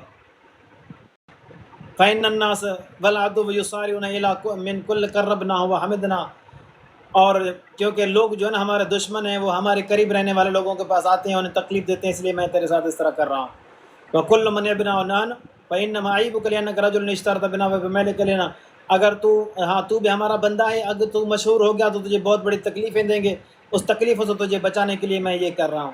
اور اس کی مثال ایسی ہے جیسے اما سفینۃ فکانت لمساکن یعملون فی البحر فاردت عنها عیبا وکان وراءهم ملک یاخذ کل سفینۃ غصبا، کہ حضرت موسیٰ علیہ السلام کا سورہ کہف والا واقعہ امام نے ذکر کیا کہ میں تجھے ایسے ہی بچا رہا ہوں جیسے کہ وہ حضرت موسیٰ علیہ السلام کے ساتھ رہنے والے شخص نے اس کشتی کے اندر سوراخ نکالا تھا نا، تو وہ عیب کیا تھا تاکہ جو ہے نا بادشاہوں سے وہ چیز غصب نہ کر سکے، تو میں بھی تیرے اندر سوراخ کر کے عیب نکال رہا ہوں اسی طرح، تاکہ تجھے کوئی غصب نہ کر سکے۔ بہرحال سند کے لحاظ سے یہ روایت ضعیف ہے، کیونکہ اس کے اندر حسین بن حسن بن بندار آ گئے ہیں، تو دمدار کے ہوتے ہوئے کوئی روایت صحیح کیسے ہو سکتی ہے؟ اور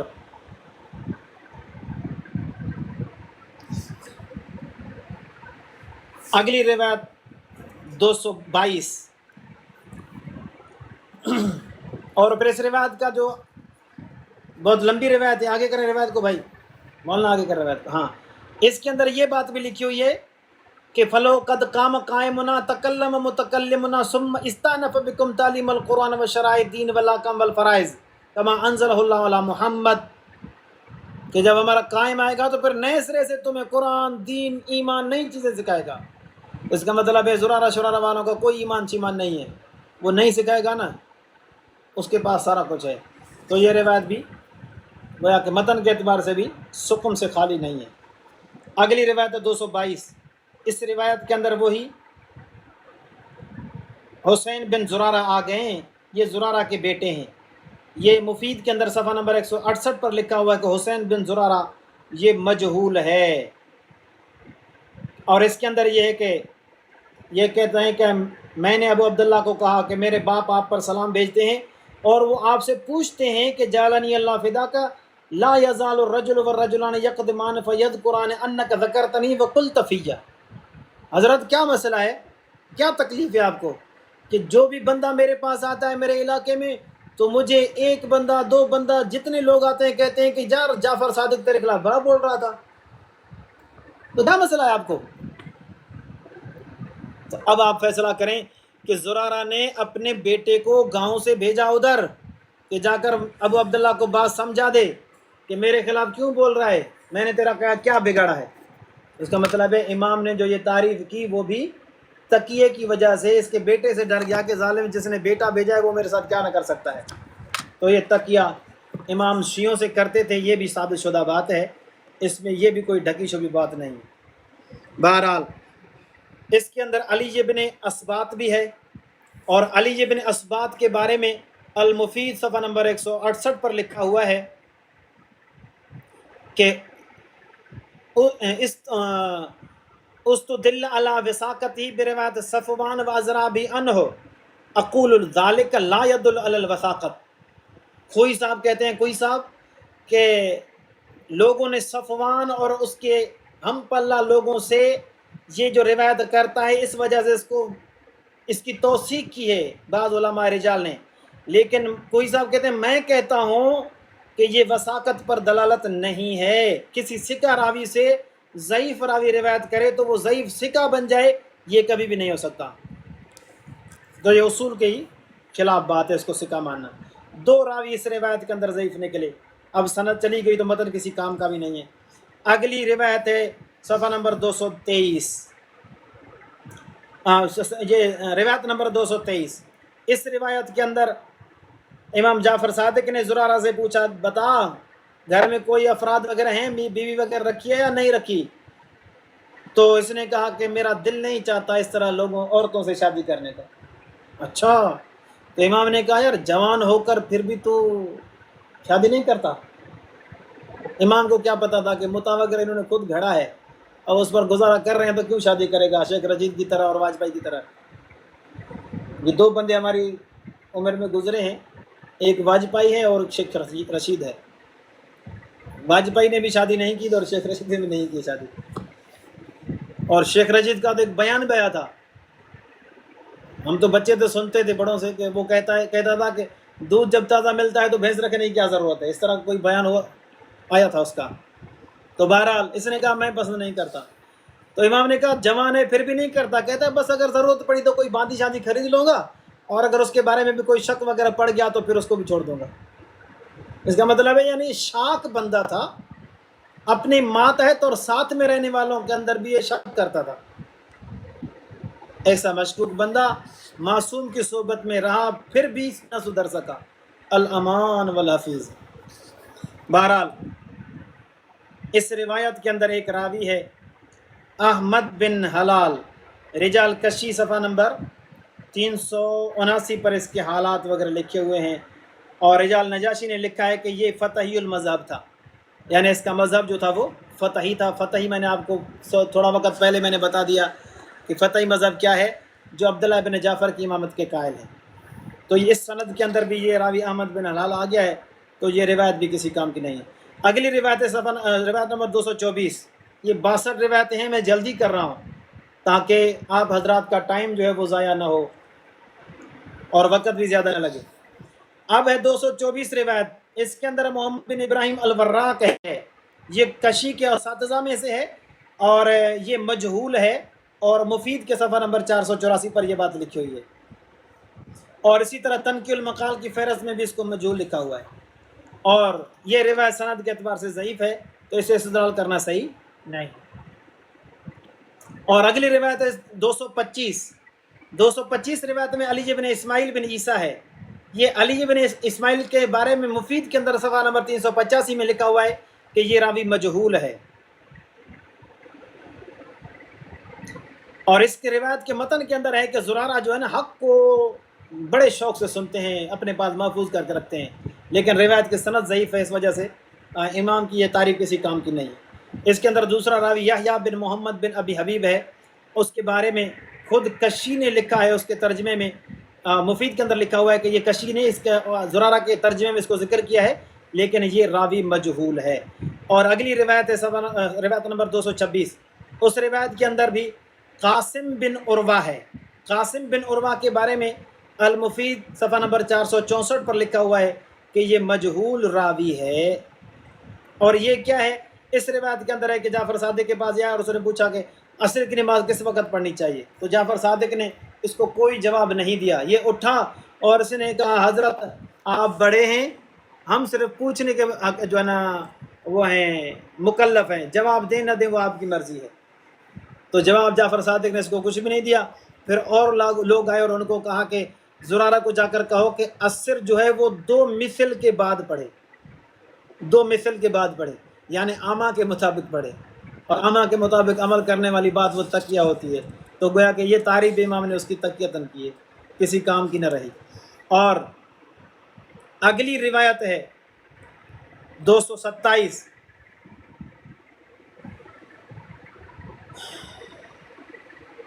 اس روایت کے اندر کچھ اور تو نہیں ہے، یہ بات ہے کہ جب زرارہ کا عقیدہ تھا کہ اللہ تعالیٰ نے نماز کے اوقات کا مقرر کرنا رسول اللہ کے حوالے کر دیا تھا، تفویض کر دیا تھا، یعنی اللہ نے اپنی مرضی سے رسول اللہ کو اوقات صلاۃ نہیں بتائے، وہ رسول اللہ نے اپنی مرضی سے بتائے ہوئے ہیں۔ تو امام نے صرف اتنی سی بات کی ہے کہ اللہ نے رسول اللہ صلی اللہ علیہ وسلم کے حوالے اس طور پر کیا ہے کہ جبریل کے ذریعے اشارہ دے کر پہنچایا، بتا دیا کہ جبریل آیا اور رسول اللہ کو بتایا کہ اس نماز کو اس وقت میں پڑھنا ہے، پہلے دن پہلے اوقات میں پڑھائی اور دوسرے دن میں دوسرے اوقات میں پڑھائی، اور پھر کہا کہ اب آپ کی نماز کا جو وقت ہے وہ پہلے اور دوسرے وقت کے بیچ میں ہے۔ اور اس کے اندر ایک راوی ابن ابی عمیر ہے، ابن ابی عمیر کے حوالے سے جو ہے نا، خود المفید کا جو مصنف ہے وہ بڑا مضطرب ہے کہ یہ ثقہ بھی اس کو لکھ رہا ہے، پھر اسی کو ضعیف بھی لکھ رہا ہے، اسی کو مجہول بھی لکھ رہا ہے، تو گویا کہ یہی ایک راوی ہے ابن ابی عمیر جس کے بارے میں المفید میں معجم رجال الحدیث کے اندر کوئی صاحب جو ہیں وہ پریشان ہیں، حیران ہیں کہ میں اس کو ثقہ کہوں یا ضعیف کہوں، کیا کہوں۔ اس کا مطلب ہے یہ مضطرب راوی ہے، اور مضطرب راوی سے بھی یہ روایت قابل قبول نہیں ہے۔ اگلی روایت ہے صفحہ نمبر 228، اس میں بھی محمد بن مسعود ہے، اور محمد بن مسعود نے روایت نقل کیا جبریل بن احمد سے، اور جبریل بن احمد فریابی جو ہے یہ ضعیف راوی ہے، خود المفید کے صفحہ نمبر 101 پر، اور تنقیح المقال کے اندر اس کو لکھا ہوا ہے کہ یہ عامی مذہب کا بندہ ہے۔ تو بہرحال یہاں تک وہ روایتیں ہیں تقریباً جن کے اندر امام صاحب نے زرارے کی تھوڑی بہت لفظوں میں تعریف کی ہے۔ اب زرارے صاحب کی جو امام نے تذلیل کی ہے، جو اس کی ذم کی ہے، اس کو ہم پڑھنا چاہتے ہیں۔ اس ذم میں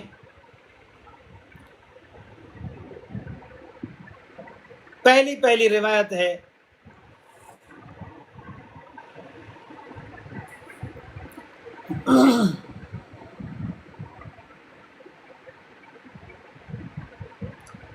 کہ جو زرارہ صاحب تھے وہ قدری مذہب کے تھے۔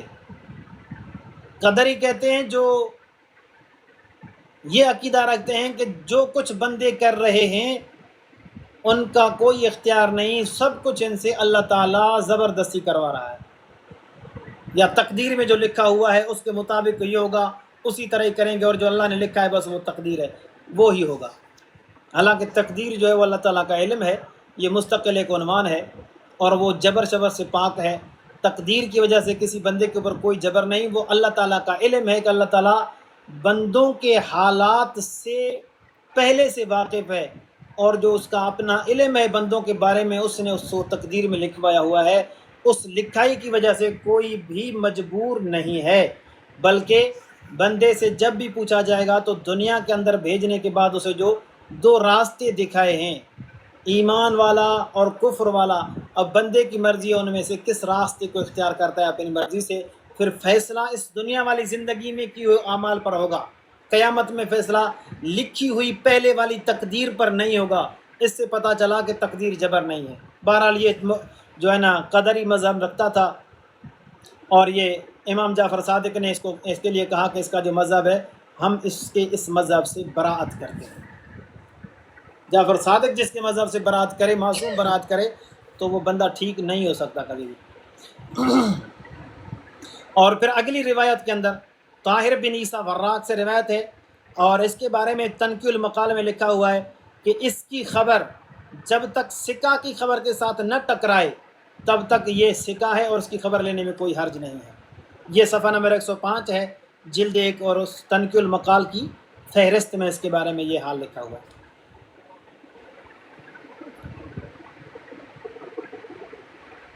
لیکن اس روایت کے اندر دوسرا راوی علی بن ابی حمزہ بطائنی ہے، اور اس کے اوپر اماموں نے بڑی بڑی جرحیں کی ہیں، اس کے باوجود بھی بہت سے شیعوں نے اس کو سکہ لکھا ہے۔ چلو ہم اس روایت سے کی سند سے جو ہے نا استدلال نہیں کرتے، لیکن متن کے اندر جو روایت آئی ہے، بات آئی ہے، اس کے اندر امام نے زرارے اور ابو حنیفہ جو مسلمانوں میں ایک فقیہ کے نام سے اور مجتہد کے نام سے جانے اور پہچانے جاتے ہیں، ان دونوں کو ملا کر امام نے رد کیا ہے۔ اب اگر اس روایت کو زرارے کی ضم پر معمول کریں اور تقیہ کہیں تو پھر یہ تقیہ گویا کہ امام ابو حنیفہ رحمہ اللہ کے بارے میں بھی ہو جائے گا، تو اس کا مطلب ہے جعفر صادق کے نزدیک ابو حنیفہ بھی ثقہ تھا، لیکن کوئی بھی شیعہ اس بات کا قائل نہیں کہ امام جعفر صادق یا کسی امام کے نزدیک ابو حنیفہ رحمہ اللہ جو ہے نا وہ ثقہ ہو۔ جب وہ ثقہ نہیں تو دونوں کو ساتھ ملا کر امام نے فتویٰ لگائی ہے، اس وجہ سے زرارہ بھی ثقہ نہیں۔ اور 321 روایت اس میں بھی یہی بات ہے، الذین آمنوا ولم یلبسوا ایمانہم بظلم، تو امام نے کہا اللہ تعالیٰ مجھے اور آپ کو بچائے ابو بصیر اس ظلم سے، ذالک ما ذهب فیہ زرارہ واصحابہ وابو حنیفہ واصحابہ، یہ وہ ظلم ہے جس کے بارے میں زرارہ اور اس کے ساتھی چلے گئے ہیں، رائے رکھتے ہیں، اور ابو حنیفہ اور اس کے شاگرد چلے گئے ہیں، اس میں بھی دونوں ساتھ ہیں۔ اگر زرارہ کے بارے میں یہ روایت تقیہ پر معمول ہے تو پھر ابو حنیفہ کے بارے میں بھی شیعہ مذہب تقیہ پر معمول کرے گا اور کہے گا کہ ابو حنیفہ جو ہے نا وہ ثقہ ہے؟ نہیں کہہ سکتے۔ اس وجہ سے یہ روایت بھی زرارے کی ضم پر دلالت کر رہی ہے۔ اگلی روایت ہے 332 روایت ہے، اس کے اندر ہے کہ متن میں آپ حضرات کو پڑھ کے بتا رہا ہوں کہ ابو عبداللہ کے پاس حمزہ، یہ حمزہ جو ہے وہ آیون کا بیٹا ہے، بلکہ زرارے کا بھتیجا ہے۔ زرارے کا بھتیجا صاحب گیا جعفر صادق کے پاس اور اس کو کہا کہ انک بریت من امی، حضرت آپ ہمارے چچا سے برات کرتے رہتے ہیں، یہ کیا ہے؟ تو امام نے کہا انا لم اتبرأ من زرارہ ولکنہم یجیئون ویذکرون ویروون عنہ، یار میں تو زرارے سے برات نہ کروں لیکن لوگ آتے ہیں مجھے بڑی بڑی باتیں بتاتے ہیں اس کے بارے میں اور اس کی روایتیں سناتے ہیں، فلو سکت ان علمونی، جے میں ان کو سن کر چپ رہوں نا تو لوگ میرے اوپر الزام لگائیں گے کہ یعنی تو بھی ان باتوں سے راضی ہے۔ اس کا مطلب ہے زرارے کی طرف سے میرے پاس ایسی خبریں پہنچتی ہیں جو کفر کی حد تک پہنچی ہوئی ہیں، اگر میں چپ رہوں گا تو پھر لوگ مجھے بھی اسی طرح ہی کافر کہیں گے، بس اسی لیے میں یہ کہتا ہوں کہ انا الی اللہ منہ بری، میں بھائی اس طرح کی باتوں سے بری ہوں، میرا زرارہ کے ساتھ کوئی تعلق نہیں۔ اب یہ تو شیعہ مذہب کے لوگ اس روایت کو تقیہ پر معمول کرتے ہیں کہ امام نے کہا کہ میں تو اس سے بری ہوں، یعنی زرارہ سے نہیں، اس کی باتوں سے، یا بہرحال یہ زرارہ کے بارے میں تقیہ پر معمول ہے۔ لیکن اس کے اندر جو زرارے کا بھتیجا حمزہ ہے اس کے بارے میں المفید کے اندر صفحہ نمبر 198 پر لکھا ہوا یہ مجہول ہے۔ یار بڑی بات ہے، یہ ایک بات سمجھ میں نہیں آ رہی کہ جو دوسرے شاگرد ہیں زرارہ کے ساتھی ہیں وہ تو بتا رہے ہیں کہ امام نے زرارے کے اوپر ٹھوک کے لعنتیں کی ہیں، لیکن اس کے بھتیجے اور بیٹے کہہ رہے ہیں کہ نہیں کچھ بھی نہیں، امام نے تقیہ کیا تھا۔ تو ہم کس کی بات مانیں؟ بچوں کی بات مانیں جن کو وہ بھیجتا تھا کہ امام سے جا کر کہو تو میرے خلاف کیوں بولتا ہے؟ اور ایک بات جو اور بھی سمجھنے کی ہے اور غور کرنے کی ہے کہ جب کوئی بندہ کسی کو کسی کے پاس بھیجتا ہے کہ تو ہمارے خلاف کیوں بولتا ہے، تو اس کا کیا مطلب ہوتا ہے کہ وہ عرض لے کر جاتا ہے یا تحکم اور ڈھٹائی اور اپنی دلیری اور اپنے جھگڑا پن کی بات ظاہر کرتا ہے کہ تو کیوں بول رہا ہے میرے خلاف، کیا حیثیت ہے تیری کہ تو میرے خلاف بول رہا ہے؟ اب بیٹے جا رہے ہیں، بھتیجے جا رہے ہیں کہ تو ہمارے چچا کے خلاف اور باپ کے خلاف بول رہا ہے، اور شیعہ کہتے ہیں نہیں امام نے تقیہ کیا ہے، لعنت ہو تمہارے اس مذہب پر۔ بہرحال حمزہ خود مجہول ہے بقول المفید کے، تو اب روایت کی کوئی حیثیت نہ رہی، تقیہ پر معمول کریں چاہے نہ کریں، روایت کی کوئی حیثیت نہیں۔ اور اگلی روایت ہے، اور یہ روایت حمزہ بن حمران، یعنی یہ جو پہلی والی روایت کا راوی حمزہ ہے وہ حمزہ بن حمران ہے، اور حمران جو ہے وہ آیون کا بیٹا ہے اور زرارے کا بھائی ہے۔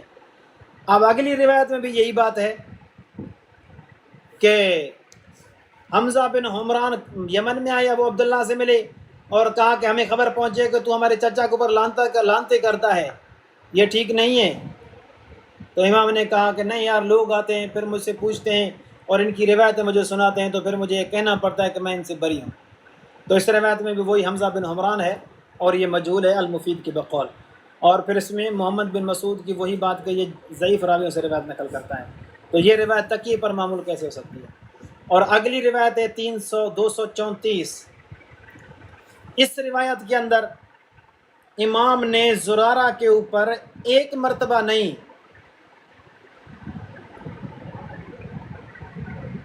بلکہ واللہ لعن اللہ زرارہ، لعن اللہ زرارہ، 2 مرتبہ امام نے زرارے پر صاف لفظوں میں لعنت کی ہے۔ اور ایک اور الزام بھی زرارے پر امام نے لگایا ہے کہ کذب علیہ، واللہ کذب علیہ، اللہ کی قسم یہ میرے اوپر جھوٹ بولتا ہے۔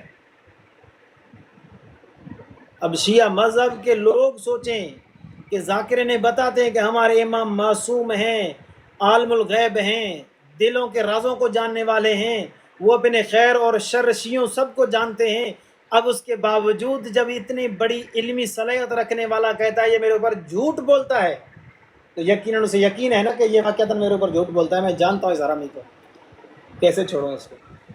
تو امام نے کہا کہ واللہ کذب علیہ، کذب علیہ، واللہ کذب علیہ، واللہ لعن اللہ زرارۃ، لعن اللہ زرارۃ، انما قال لی من کان له زاد وراحلۃ فهو مستطیع للحج قلت قد وجب علیہ امن استطاع الیہ سبیلا۔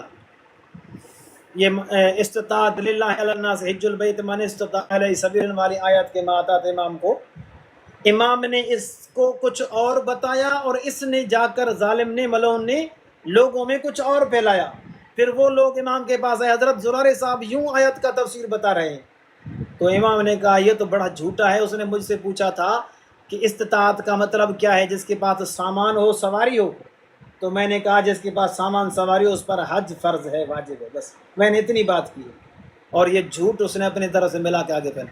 اب مجھے بتاؤ، خدا کو حاضر ناظر سمجھ کر شیعہ ذاکرین کو چھوڑ کر عوام شیعہ جو منصف مزاج ہیں انہیں میں کہتا ہوں کہ تم بتاؤ کہ اللہ کے ہاں جان دینی ہے، جو امام معصوم پر جھوٹ بولے اور معصوم خود اس پر لعنت کرے، وہ کتنا بڑا ملعون ہوگا، وہ کتنا بڑا مطرود ہوگا، اور جس سے صرف 4 بڑی کتابوں میں 4,500 روایتیں ہیں، اس کا مطلب ہے یہ 4,500 روایتیں ہیں معصومین پر زرارہ کی طرف سے باندھا ہوا جھوٹ ہیں، اور تم کہتے ہو کہ ہمارے مذہب کا معصومین والا مذہب ہے، نہیں، یہ ملعونین والا مذہب ہے، یہ تمہیں لولی پاپ دیا ہوا کہ معصومین کے پیچھے ہیں۔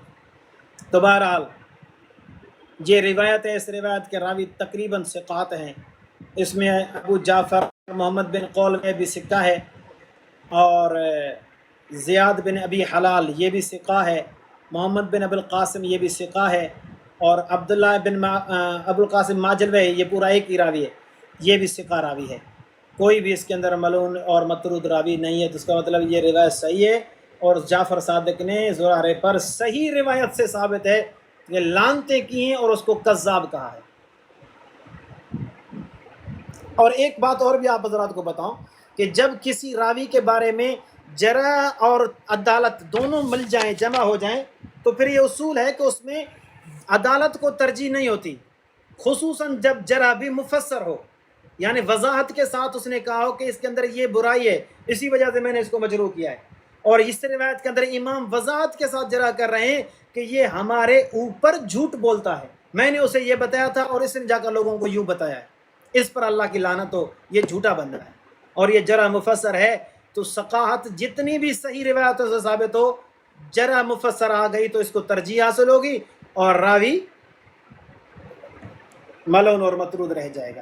تو زرارہ وما ادراک ما زرارہ الذی لعنہ جعفر الصادق وکفرہ وقال فی حقہ انہ شر من الیہود والنصارى وما ادراک ما زرارہ۔ تو زرارہ کی یہ حیثیت، اور پوری 4,000 جعفر صادق کے 4,000 شاگردوں کی پگڑی جو نا صندوق والوں نے اور عاملی والوں نے اس کے سر پہ رکھی۔ اب بتاؤ، جو اپنا رہبر ہی ملعون چنے تو چننے والے کیسے ہوں گے؟ یہ فیصلہ آپ لوگوں نے کرنا ہے۔ مجھے تو تعجب بھی ہوتا ہے اور ہنسی بھی آتی ہے کہ یہ کس طرح کا مذہب ہے کہ ملعون راوی کو، ملعون بندے کو اپنا سرگنا بنا کر کھڑا کر دیا کہ تو ہمارا بڑا ہے، اب تو جیسے چاہے گا ویسے ہم کریں گے اور کہیں گے۔ اللہ اکبر، 3 مرتبہ امام نے لعنت کی۔ میں تو کہتا ہوں اس لعنت کے بعد اب بات کرنے کی کوئی اور گنجائش ہے ہی نہیں۔ لیکن ایک اور بار روایت بھی آپ حضرات کو بتاؤں کہ امام نے زرارے پر، ایک اور روایت میں ہے کہ اس میں بھی امام نے زرارے پر لعنت کی ہے کہ زرارہ پر لعنت ہو، زرارہ پر لعنت ہو، 3 مرتبہ۔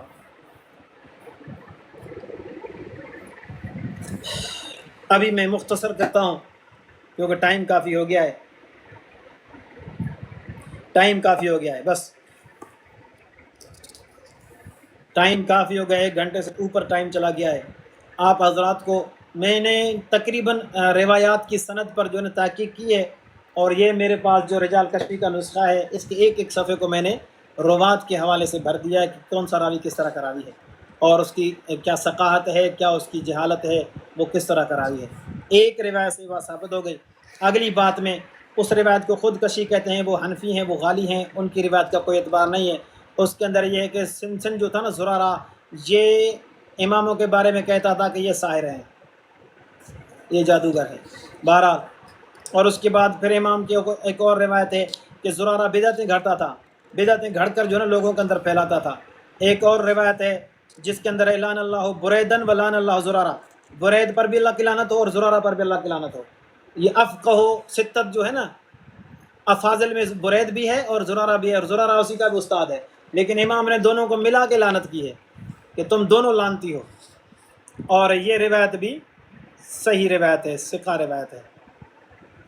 اور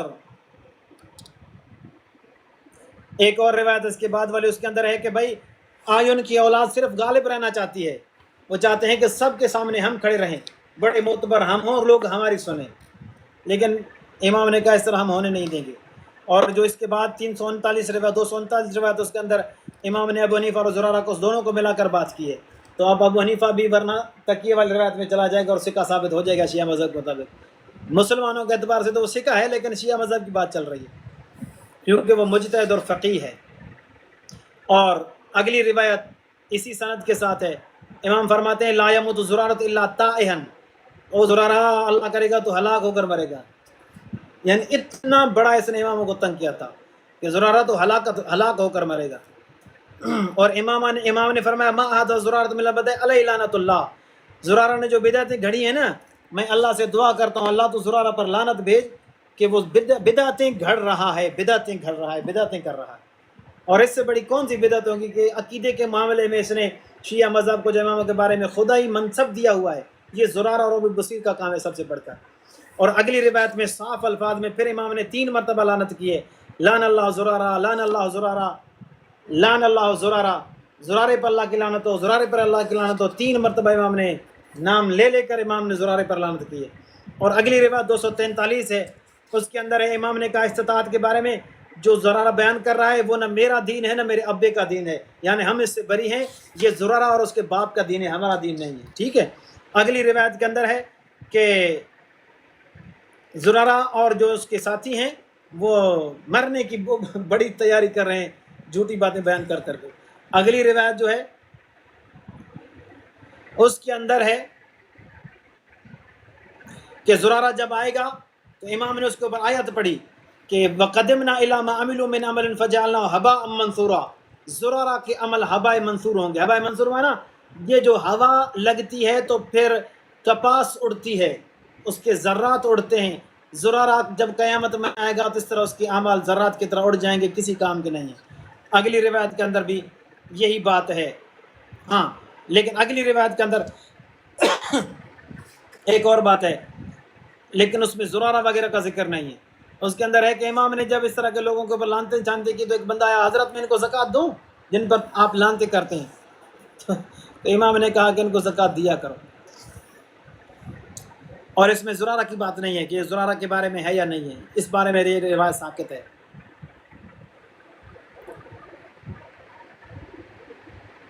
اور ایک جو اس کے بعد 247 ہے، اس کے اندر ہے جو امام صاحب فرماتے ہیں کہ زرارہ چاہتا ہے کہ میں اس سے اس کے من پسند جوابات دوں، میں اس کو اس کے من پسند جوابات دوں، کہ میں کہوں کہ زرارہ پوچھے یہ کام اس طرح ہے تو میں لا کہوں یا نام کہوں، اس طرح کے جوابات اس کو دوں تاکہ وہ راضی ہو جائے.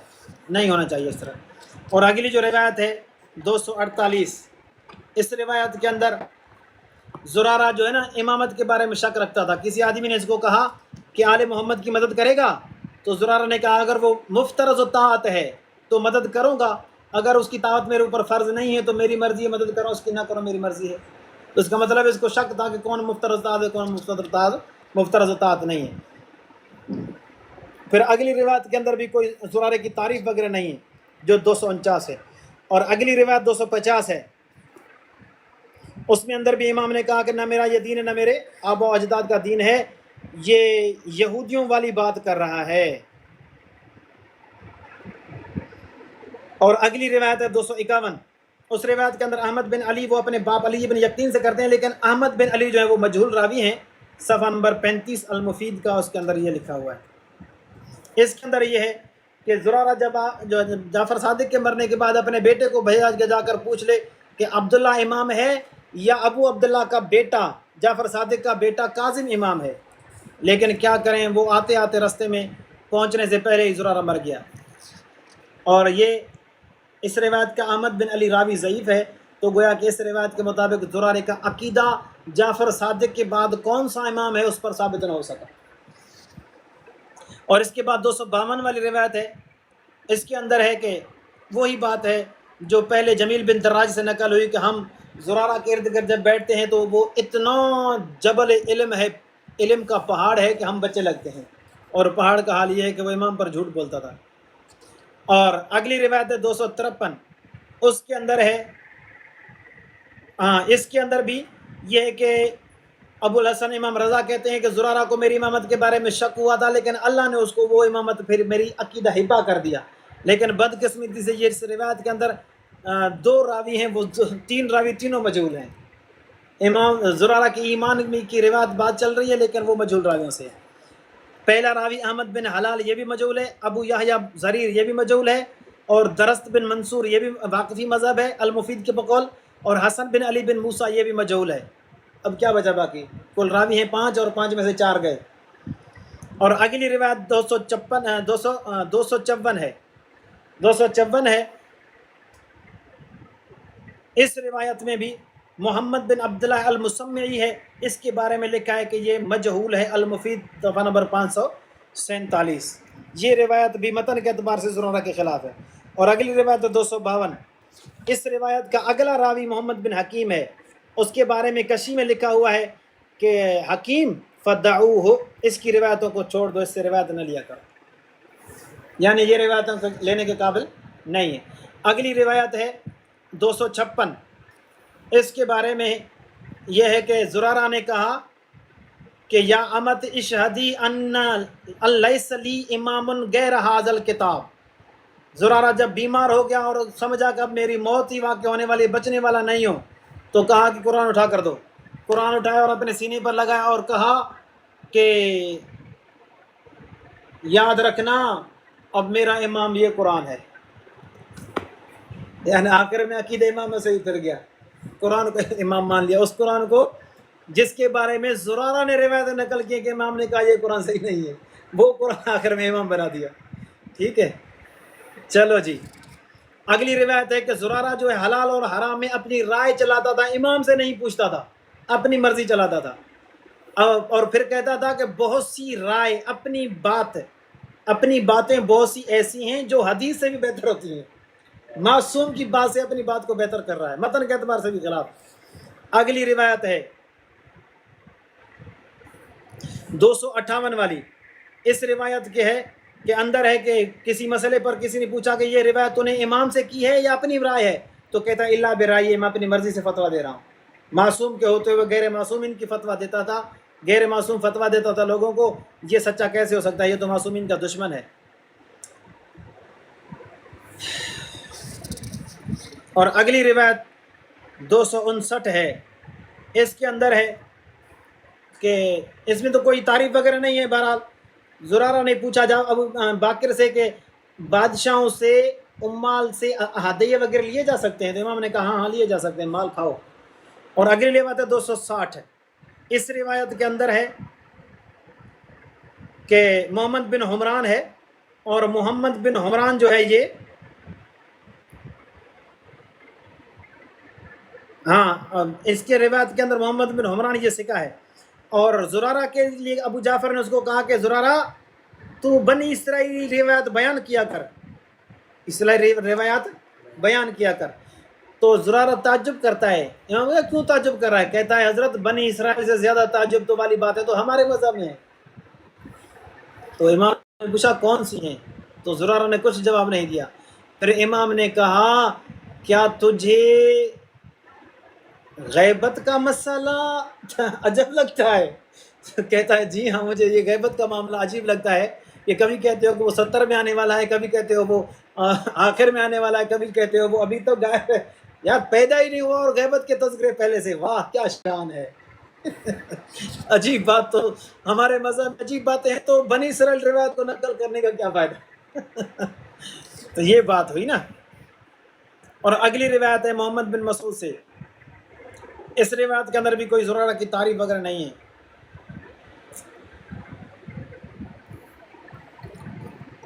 اگلی روایت ہے 262، اس روایت کے اندر ہے کہ اس روایت کے اندر جو ہے نا ابراہیم بن عبد الحمید ہے، اور دوسرا راوی عیسیٰ بن ابی منصور ہے،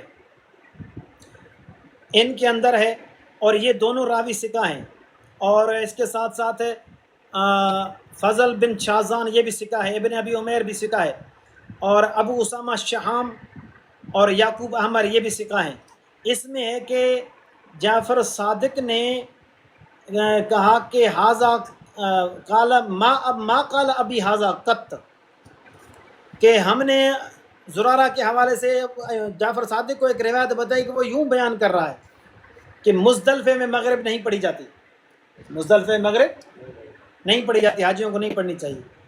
تو ابو جعفر نے تھوڑا غور فکر کیا اور اس کے بعد کہتے ہیں کہ میرے باپ نے اس طرح بات نہیں کی، امام نے علم کو حاضر کیا نا تو پتہ ہے کہ میرے باپ نے نہیں کی۔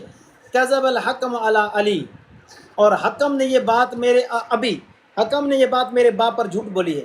زرارہ وہاں سے نکلا اور کہتا ہے کہ ار الحکم ما ار الحکم کذب علی ابی، زرارہ کہتا ہے میں تو حکم کو باقر پر جھوٹ بولنے والا نہیں مانتا، انا معصوم کہتا ہے کہ اس نے میرے باپ پر حکم نے جھوٹ بولا ہے، اور زرارہ کہتا ہے نہیں وہ جھوٹ نہیں بولتا۔ اب بتاؤ معصوم کی مانے یا غیر معصومین کی مانے، حکم کو سچا مانے یا جھوٹا مانے، یہ فیصلہ شیعہ کریں۔ اگلی روایت ہے 264 والی، اس روایت کے اندر اذهب بھی یہ امام کی طرف سے کچھ بھی نہیں ہے، بہرحال ابو بصیر کہتے ہیں یہ اندھا راوی ہے ابو بصیر، اس کو پتہ چلا کسی جنازے میں شریک ہوا اور بندے نے بتایا کہ وہ زرارہ بھی کھڑا ہے سائیڈ میں، تو اس نے کہا مجھے اس کے پاس لے چلو، کوئی مسئلہ پوچھا اور اس نے کہا کہ مجھے اس طرح کا حکم کیا گیا، پتہ نہیں کیا مسئلہ ہے، وہ زرارہ زیادہ جانتا ہے۔ اگلی روایت ہے 265 والی، 265 والی روایت کے اندر ہے الامان والحفیظ، روایت کی سند تو صحیح ہے کیونکہ اس کے اندر صرف 3 راویاں، یوسف ہے، یہ مجھے نہیں ملا اس کے حوالے سے کہ یوسف کون سا ہے، میں نے رجال کے اندر بہت ڈھونڈا، بہت سے یوسف مل رہے تھے لیکن یہ کون سا ہے یہ مجھے نہیں ملا، کسی کا استاد کون ہے۔ بہرحال اس کے اندر جو بڑی بات ہے وہ یہ ہے کہ زرارہ نے کہا کہ لما خرج تو ضرورت فی لحیتی ہی، کہ جب میں کسی کو بتا رہا تھا کہ جب میں اسے مناظرہ کر کے نکلا نا جعفر صادق سے تو پھر میں نے اس کے چہرے میں گوز مارا، ٹٹو ہنی نتو ایڑو ٹٹر، اور شیعہ مذہب کے اندر شیعہ مذہب کے اندر اس طرح کا یہ راوی قابل اعتماد راوی ہے جو امام کی داڑھی میں ہوا نکال رہا ہے، گوز مارتا ہے، پاد مارتا ہے، تو امام نے کہا لا ابداً، کبھی بھی کامیاب نہیں ہوگا ظالم۔ اور اگلی بات ہے علی بن حسین بن قتیبہ، علی بن حسین بن قتیبہ مجھے نہیں ملا۔ بہرحال اس روایت کے اندر ہے کہ زرارہ کے بارے میں کسی بندے نے اگر کہا وہ آپ کے پاس آنے کی اجازت چاہتے ہیں تو امام نے کہا لا تازن لہو لا تازن لہو لا تازن لہو، زرارہ کو میرے پاس نہیں آنے دینا، نہیں آنے دینا، نہیں آنے دینا۔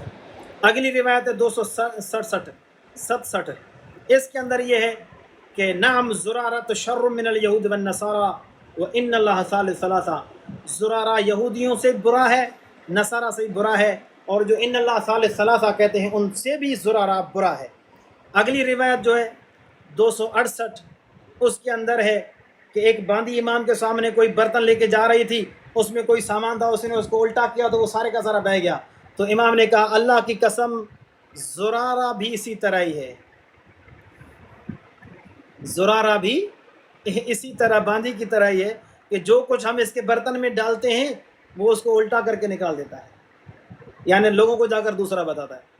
اگلی روایت ہے محمد بن نصیر سے، اس کے اندر ہے امام نے کہا لیس لی من دینی ولا دین آبائی، جو یہ باتیں کرتے ہیں نہ میرا دین ہے نہ میرے آبا و اجداد کا دین ہے، اور انما اعنی بذالک قول زرارۃ و اشباہی، امام نے خود بتایا کہ میں جو یہ کہتا ہوں میرا اور میرے باپ کا دین نہیں ہے، یہ زرارے اور اس کے ساتھیوں کی باتیں میرا اور میرے باپ دادے کا دین نہیں ہے۔